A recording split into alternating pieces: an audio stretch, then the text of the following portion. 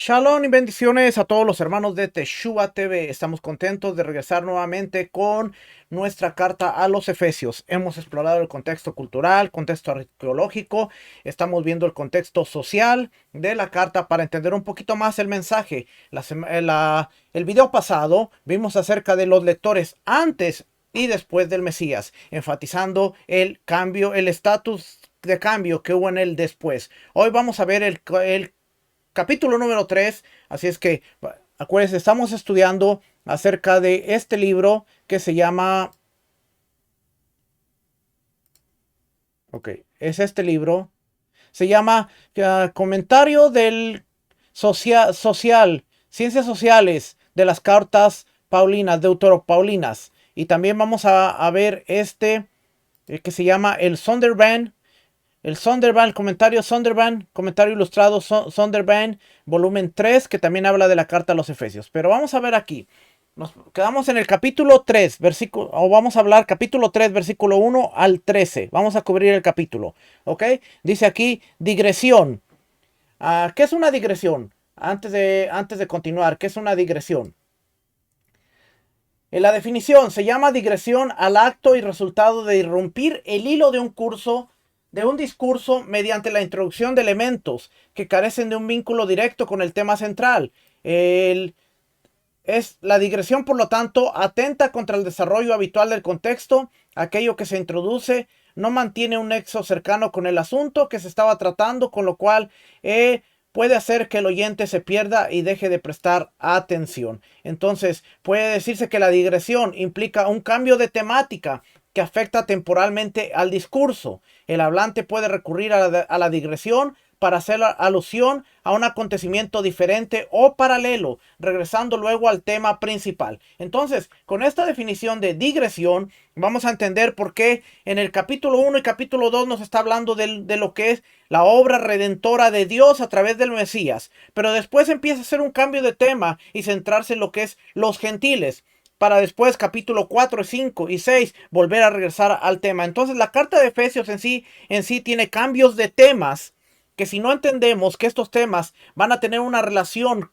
directa con el que es el tema central, aunque van a estar separados, no vamos a entender por qué la carta y por qué ciertos capítulos hablan de ciertos temas que parece que no están conectados, pero sí lo están. Habiendo dicho eso, vamos a regresar entonces aquí a digresión.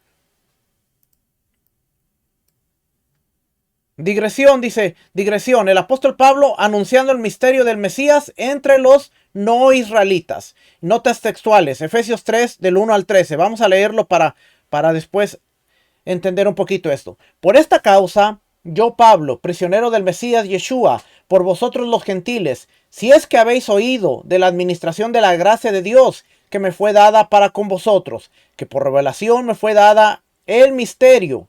Esta palabrita es interesante, misterio. ¿Okay? La vamos a ver. Misterio es un secreto divino. La palabra en griego es misterión. Como antes lo he escrito brevemente, leyendo lo cual podéis entender cuál sea mi conocimiento en el misterio. Mire que lo va a repetir varias veces. El misterio del Mesías. Misterio que en otras generaciones no se dio a conocer a los hijos de los hombres, como ahora es revelado. Palabra revelado es un estado. Apecalipte a sus santos apóstoles y profetas por el Ruach, que los gentiles, ¿cuál es el misterio? Aquí no lo va a explicar, clarito no lo va a explicar. El misterio, que los gentiles son coherederos y miembros del mismo cuerpo y copartícipes de la promesa en el Mesías Yeshua, por medio del Evangelio, del cual yo fui ministro por el don de la gracia de Dios que me ha sido dada según la operación de su poder. A mí, que soy menos que el más pequeño de todos los santos, me fue dada esta gracia de anunciar entre los gentiles el evangelio de las inescrutables riquezas del Mesías y de aclarar a todos cuál sea la dispensación del misterio escondido. Fíjense que esta parte sola está hablando del misterio, pero ya vimos en el versículo 6 que nos dice aquí, el misterio, que los gentiles son coherederos y miembros del mismo cuerpo. ¿Ok? Dice, y de aclarar cuál es del misterio escondido de los siglos en Dios, que creó todas las cosas, para que la multiforme sabiduría de Dios sea ahora dada a conocer por medio de la iglesia a los principados y potestades en los lugares celestiales, conforme al propósito eterno que hizo en el Mesías Yeshua, nuestro Señor. La palabra aquí para Señor es Curios, en quien tenemos seguridad y acceso en confianza por medio de la fe. Por lo cual pido que no desmayéis a causa de mis tribulaciones por vosotros, las cuales son vuestra gloria. Ok, vamos a leer aquí entonces. Ahora sí, ya leímos esta parte. Vamos a leer el comentario.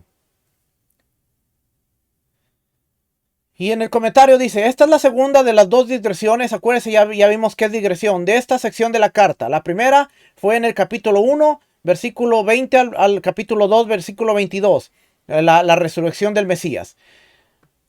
Capítulo 3, versículo 1 dice, por esta razón se refiere a el capítulo 1, versículo 20, el video anterior, lo que hablamos la vez pasada, y desarrolla el tema del poder de Dios que actúa en y a través del apóstol del Mesías, Pablo. Oiga bien lo que dice. El evangelio se trata de anunciar el poder de Dios a través del Mesías. Es simple y sencillo cuando lo entendemos. El poder de Dios. ¿Por qué? Porque Pablo va a hablar en muchas ocasiones. El poder de Dios se manifestó resucitando al Mesías de entre los muertos. Para que la fidelidad del Mesías se comprobara como a través de la victoria en la resurrección cuando el Elohim lo resucitó de entre los muertos. Dios el Padre resucita a su enviado, el Mesías, para que a través de ese misterio ahora sea revelado a la humanidad que hay redención, que hay ese perdón de pecados, áfesis, y puedan nuevamente regresar al jardín y tener una comunión con el Padre. Aquí nos está diciendo para que el tema del poder de Dios, el tema de Efesios es el poder de Dios a través de el Mesías, a través del Mesías, y en este caso a través del enviado del Mesías, que ahora se convierte en patrocinio y clientela. El Mesías es el patrón, los discípulos son la clientela, pero el patrón del Mesías es Dios. Hay una cadena progresiva de patrocinio y clientela. Dice, este vínculo señala claramente que Efesios se dirige a los no israelitas. Hay poco en la carta sobre Israel y sus tradiciones. En su lugar se centra en el cielo.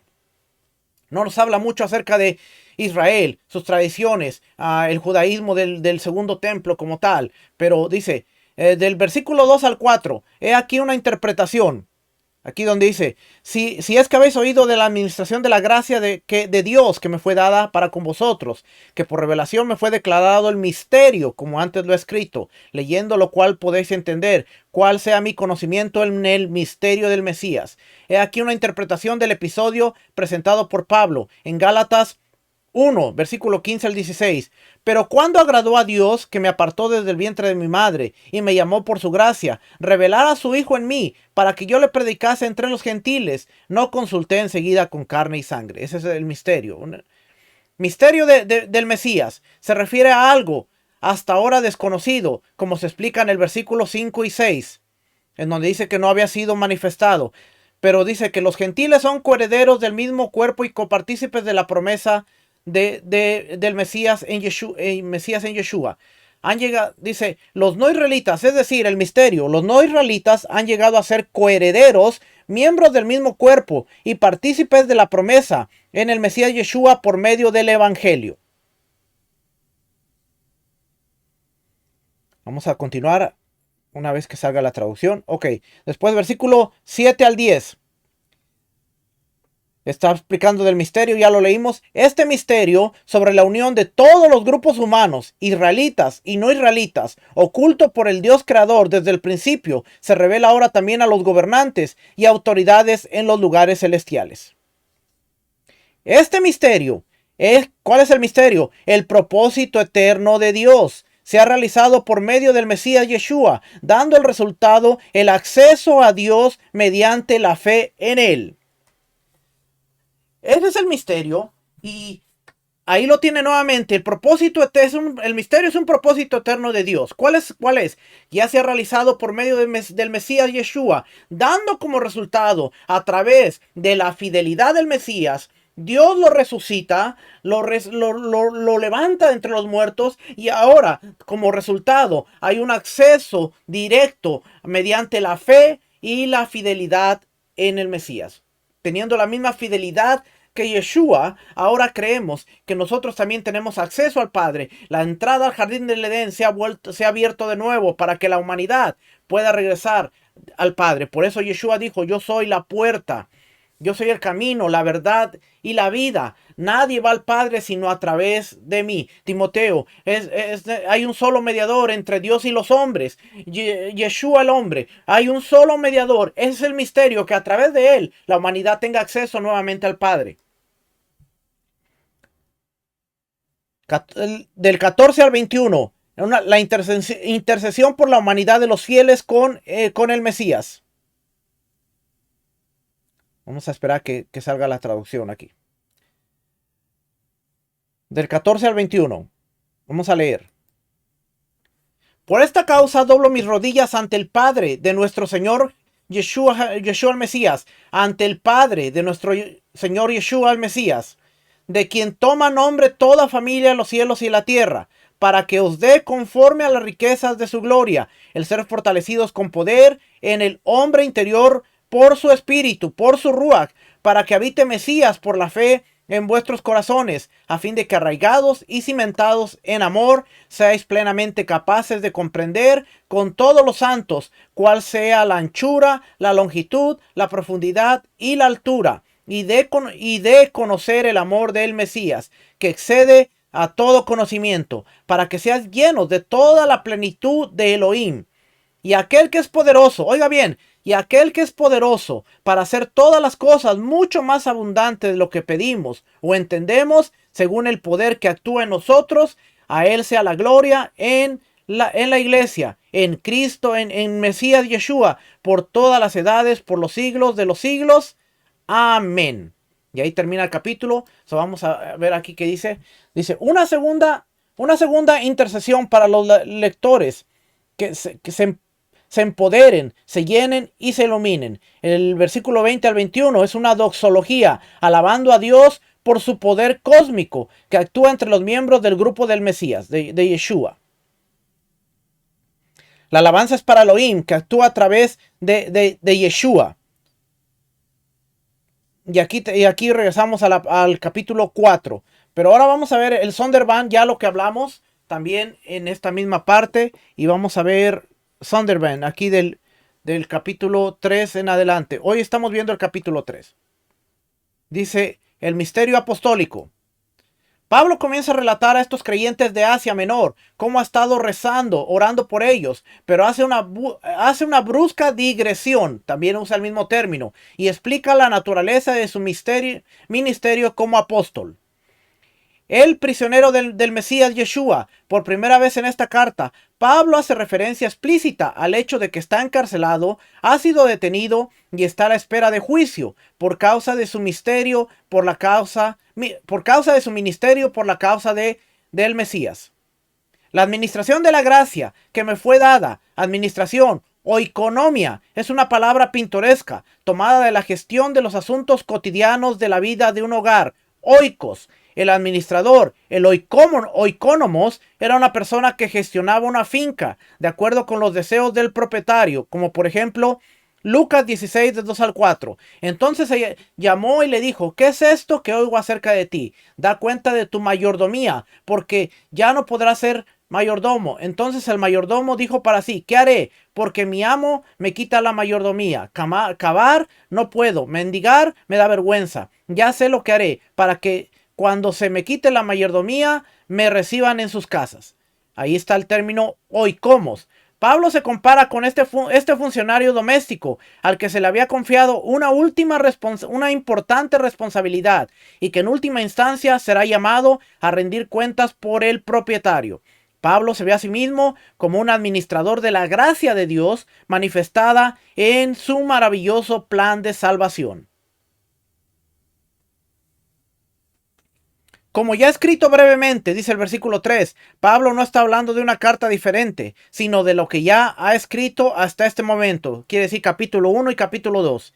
El misterio del Mesías, misterio, como ya hemos señalado en el capítulo 1, versículo 9, es el plan de Dios para los siglos que no puede conocerse al margen de la revelación. Dios ha revelado a Pablo su plan de salvación, cuyo corazón y esencia es el Mesías. El Mesías como Mesías es el misterio. El Mesías como Mesías es el misterio. La revelación definitiva del único Dios verdadero. Los lectores pueden abandonar todos sus pseudomisterios, los rituales de los dioses y diosas que han adorado durante su vida y ahora centrarse en lo que es el Mesías. Este misterio consiste, aquí nos lo va a decir Sondervan también, este misterio consiste en que mediante el Evangelio los gentiles son coherederos, miembros y copartícipes. El punto central del plan de salvación de Dios es el Mesías, pero ha desplegado el plan de salvación de un modo que el pueblo de Israel no podía discernir anteriormente.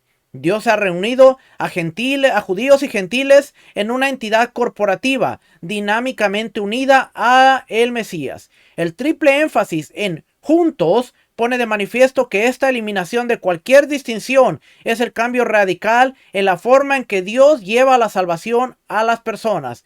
El pueblo de Dios se identificará ahora sobre la base de una relación dinámica con el Mesías resucitado y su unión en un cuerpo multiétnico y amoroso, no por la circuncisión, la pureza ritual y los sacrificios sangrientos. Pero eso no quiere decir que una vez que nosotros hemos sido aceptados a través del Mesías, no por obras para que nadie se gloríe, hemos encontrado la redención a través de los méritos del Mesías, no quiere decir que todo esto está anulado porque es parte del convenio y es parte de cómo debemos vivir diariamente, cómo debemos caminar, cómo debemos hablar, cómo debemos comportarnos. Eso, la circuncisión, la pureza ritual, es parte de la relación del convenio. Los sacrificios, sabemos que no hay templo, pero una vez que, haya templo, los sacrificios serán restaurados nuevamente porque es parte del convenio. Ejemplo, Hechos capítulo 2, Hechos capítulo 20. Vemos a los discípulos traer animales al altar. Eso quiere decir que eso no quedó a un lado, sino que eso no era el medio. Es más, eso nunca había sido el medio, siempre había un misterio y Hebreos lo explica de una manera mejor. Vamos a seguir leyendo aquí esta parte donde dice: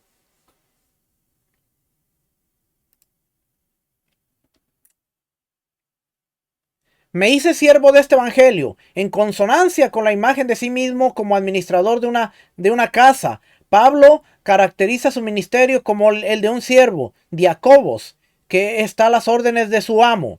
De este modo, Pablo desvía una vez más cualquier elogio que pudiera recibir y señala a la gente hacia el Mesías.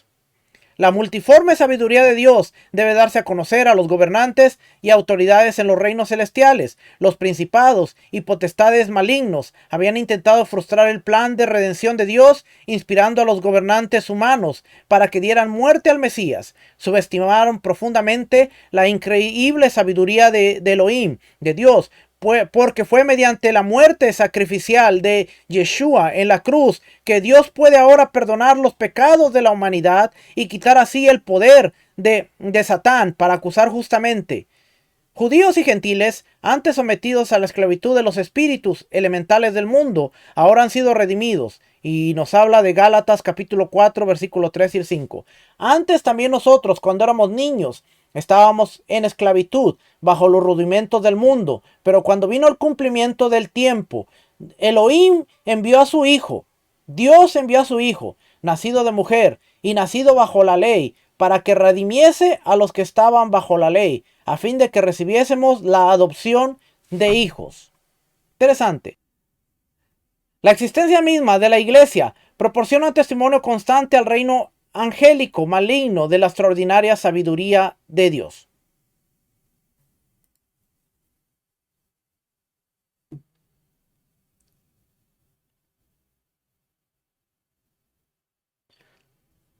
En Él podemos acercarnos a Elohim con libertad. En Él, ¿en quién? En el Mesías podemos acercarnos a Dios con libertad y confianza. Capítulo 3, versículo 12. ¿En quién tenemos seguridad y acceso con confianza por medio de la fe en Él? Está hablando del Mesías. Vamos a leer nuevamente aquí. Aquí donde dice, mire, aquí dice, conforme al propósito eterno que hizo en el Mesías Yeshua, nuestro Adón, en quien tenemos seguridad y acceso con confianza por medio de la fe en Él. ¿Ve? Vamos a leer desde aquí. A mí que soy el menor, que el más pequeño de todos los santos, me fue dada esta gracia de anunciar entre los gentiles el evangelio de la inescrutable riqueza del Mesías y de aclarar a todos cuál sea la dispensación, coinonía, participación fraternal del misterio escondido desde los siglos en Dios, que creó todas las cosas, para que la multiforme sabiduría de Dios sea ahora dada a conocer por medio de la iglesia a los principados y potestades en los lugares celestiales, conforme al propósito eterno que hizo en el Mesías Yeshua, nuestro Adón, en quien tenemos seguridad y acceso con confianza por medio de la fe en Él. ¿Okay? Interesante, está hablando del Mesías. En Él tenemos libertad o audacia y el acceso en confianza, la libertad, osadía, parresía, de la que Pablo habla aquí era común en la literatura griega para describir el tipo de comunicación que se daría entre amigos íntimos.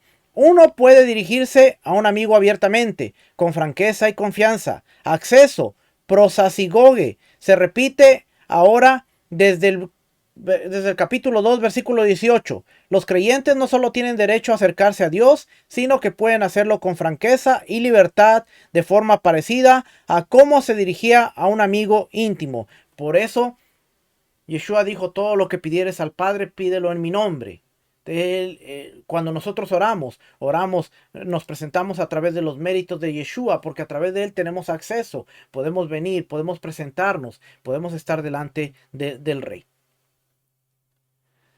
Dice, oración por una experiencia más profunda del poder de Elohim. Pablo reanuda su petición de oración por los efesios. Les dice a estos queridos creyentes que ha estado orando para que se den cuenta profundamente del poder de Dios en sus vidas. Esta petición se basa en lo que oró en el capítulo 1. Tiene que volver a leer el capítulo 1 de Efesios, en el que se centraba más en tomar conciencia del gran poder de Dios que tenía a su disposición, concluyendo su oración con una hermosa doxología, una alabanza a Dios.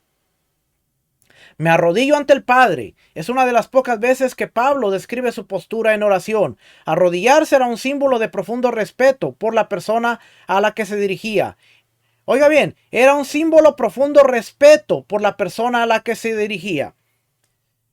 Era una acción de respeto.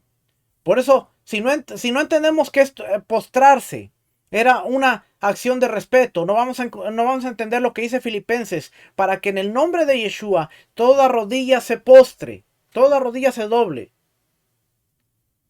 Pero no es porque es un Elohim, sino es el Rey de Israel. Y todo el mundo se postra, dobla rodilla ante él, porque era una señal de respeto. Arrodillarse era un símbolo de profundo respeto por la persona a la que se dirigía. Cuando la gente se presentaba ante el rey, se arrodillaba. No lo estaba adorando, sino era una señal de respeto. Ahora usted entiende por qué dice Filipenses. Vamos a ver Filipenses.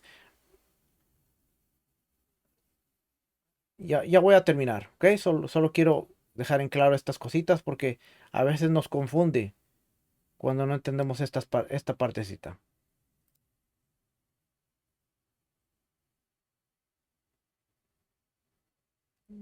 Déjame ver aquí. Filipenses.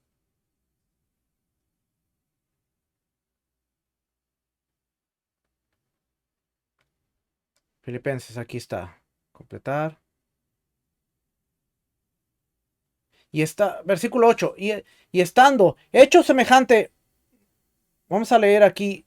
Haya pues en vosotros este sentir que hubo también en el Mesías Yeshua, el cual siendo en forma de Dios, la palabra forma es morfe, es una forma. No estimó el ser igual a Dios como cosa que aferrarse, sino que se despojó a sí mismo, tomando forma de siervo, hecho semejante a los hombres, y estando en la condición de hombre se humilló a sí mismo, haciéndose obediente hasta la muerte, y muerte de cruz, por lo cual Elohim, Dios, también le exaltó hasta lo sumo, y le dio un nombre, que es sobre todo nombre, para que en el nombre de Yeshua se doble toda rodilla.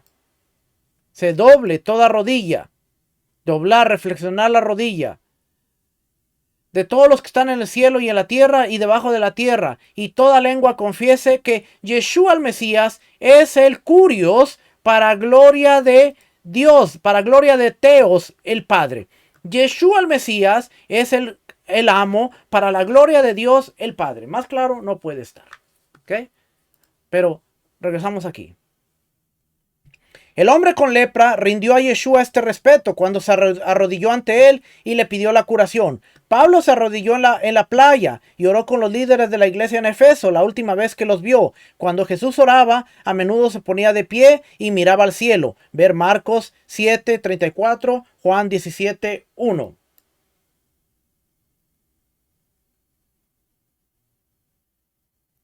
Y aquí las últimas partes. ¿De quién deriva su nombre toda su familia en el cielo y en la tierra? Esta descripción inusual de Dios lo caracteriza como la fuente de toda vida. La concesión de un hombre significa la concesión de poder y autoridad. ¿Ve? La concesión de un nombre significa la concesión de poder y autoridad. El Padre me ha dado toda autoridad en los cielos, en la tierra y en los cielos. Eso lo decía Yeshua. En el nombre estaba la concesión del poder y la autoridad. Dios ha creado a toda la humanidad en toda su diversidad. También es el creador del reino angélico celestial en toda su diversidad de autoridades y funciones. A pesar de que una parte del reino angélico se ha rebelado contra él, Dios sigue siendo el soberano. Él es quien le ha concedido vida y poder. Esto debería tranquilizar a las personas que temen que poderes hostiles puedan perturbar lo que se ha pedido por ellas en oración. Éfeso, en el mercado, agora, que os fortalezca con el poder de su espíritu. El énfasis en el espíritu, en el Ruach HaKodesh, como agente dispensador del poder de Dios, contrasta bastante con el clima religioso de la zona. En el mundo grecorromano, el poder se veía a menudo como una riqueza impersonal, como la electricidad, que se podía manipular, encauzar o controlar. El poder de Dios llega a su pueblo por medio de una relación con Dios en virtud de la unión con el Mesías exaltado y con el Ruach HaKodesh que reside en cada creyente, que es el sello de Dios. El ser interior es otra forma de referirse al corazón. Pablo entiende que el ser interior es la parte del ser que está en conflicto con el poder del pecado. Véase Romanos capítulo 7, 22 y 23. Cuando se personifica como un poder, el pecado representa las tres influencias malignas que Pablo ya ha descrito en Efesios 2, del 1 al 3. El mundo, la carne y el diablo, el enemigo. Pablo sabe muy bien que los creyentes no pueden resistir con sus propias fuerzas estas influencias malignas tan abrumadoramente poderosas. Para que Mesías habite por la fe en vuestros corazones. Estas personas ya han recibido al Mesías en sus vidas. Por lo tanto, Pablo no reza para que se conviertan en cristianos, en creyentes, sino para que crezcan en su vida de creyente. Oro para que el Mesías manifieste cada vez más su reinado en todos los ámbitos de sus vidas y haga retroceder los puntos de apoyo que el mal ha mantenido. Reflexiones. Vive Yeshua en tu corazón. ¿En qué medida, en qué área de tu vida están todavía determinadas en gran medida por el egocentrismo, las influencias malsanas y las ideas pecaminosas? El progreso en que la vida del creyente solo viene a través de permitir que Yeshua te llene con su poderosa y amorosa presencia para resistir el pecado y cultivar un amor desinteresado. Estar arraigado en el amor. Pablo mezcla aquí una metáfora al combinar una imagen agrícola, una planta que echa raíces, con una imagen de construcción, los cimientos de un edificio. El resultado neto es un énfasis en el amor como característica primordial de la vida y la experiencia del creyente. A continuación, él reza con ironía para que los creyentes lleguen a conocer algo que no se puede conocer del todo: el increíble amor del Mesías. El amor no era una virtud que caracteriza la actuación de los dioses y diosas en los diversos cultos de Asia Menor.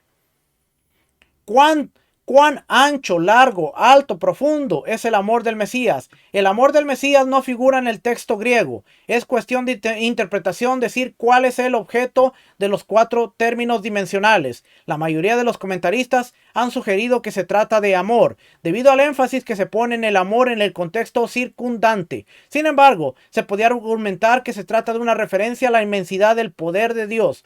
Sorprendentemente, la única otra vez que estas 4 palabras aparecen juntas en la lengua griega es en un texto mágico donde hablan del poder de otra deidad.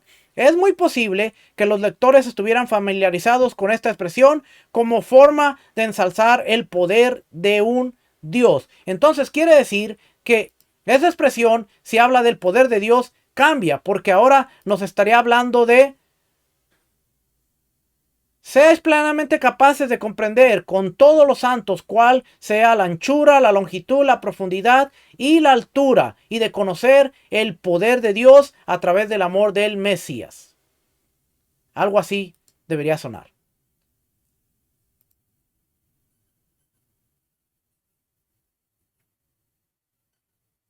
Tal interpretación no disminuye el énfasis en el amor del pasaje, pero asocia el amor de Dios con su vasto poder. El amor por sí solo es insuficiente para que Dios cumpla su eterno propósito de salvar a la humanidad. Necesita el poder y la capacidad para llevarlo a cabo. Esta insistencia en el alcance cósmico del poder de Dios concuerda con el énfasis de la oración de Efesios 1, en la grandeza sobrecogedora de su poder y con las preocupaciones de los lectores de Pablo, que siguen preguntándose por el poder de los dioses, diosas y espíritus que antes adoraban. A aquel que es capaz de hacer muchísimo más de lo que pedimos o imaginamos. En un emotivo arrebato de alabanza al final de la oración, Pablo destaca una vez la sobreabundancia del poder de Dios, el énfasis manifiesto en el poder capacitador de Dios aquí y a lo largo de toda la carta se expresa probablemente porque Pablo se dirige a un grupo de creyentes sobre la naturaleza de la vida del creyente a la luz de la continua presencia y hostilidad de los principados y potestades malignos. Se trata de una profunda preocupación para los creyentes de Éfeso y Asia Menor debido a la influencia generalizada de la magia, los misterios de las divinidades del inframundo y la astrología. Y con eso terminamos el capítulo 3. Si usted ha seguido las enseñanzas desde la primera introducción que hicimos de esta carta, ahora usted está entendiendo un poquito mejor el mensaje. Si no lo ha hecho, le invito a ver todos los videos desde el video número 1 y hemos estado construyendo un contexto en todos los ámbitos para poder entender la carta de los Efesios. Y cuando leamos el capítulo 4, capítulo 5 y capítulo 6, usted va a entender un poquito mejor. Espero que hasta ahora usted entienda la carta. El tema principal es el misterio de Dios que se reveló a través de Yeshua, que los gentiles ahora son copartícipes, coherederos en el reino de Dios y tienen acceso a través del Mesías. Ahora tenemos comunión, tenemos intimidad con el Padre a través del Mesías. Él lo hizo posible porque el poder se reveló, el poder de Dios se reveló a través de resucitar al Mesías enviado de entre los muertos y ahí se manifestó el poder de Dios. Así es que si no ha visto una enseñanza magnífica de mi maestro Rico Cortés, quien resucitó a Yeshua entre los muertos, lo invito a verlo para que pueda seguir entendiendo mejor este tipo de enseñanzas. Puede encontrar más enseñanzas en tesorosdeltemplo.com o también en teshuva.tv. Nos veremos de aquí a 2 semanas para seguir aprendiendo juntos. Que el Eterno les bendiga, el Eterno les guarde. Shalom, bendiciones, que la paz del Rey esté con todos. Shalom.